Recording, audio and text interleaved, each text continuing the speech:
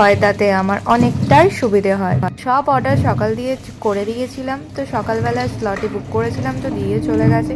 ওগুলো বের করে গুছিয়ে ধুয়ে পরিষ্কার করে সব সবজি আমি ধুয়ে ঝুড়ির মধ্যে একটু শুকিয়ে নিয়ে তারপরে আমি ফ্রিজে রাখি, তাতে আমার সবজিগুলো ভালোও থাকে আর গরমের মধ্যে শুকিয়েও যায় না।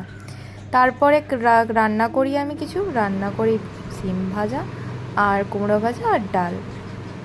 খাওয়ারটা আমার ভালোই লাগে, এরকম ভেজ খাওয়ার সবজি খেতে আমার খুব বেশি ভালো লাগে, তাই আমি সবজিটাকেই বেশি খাই।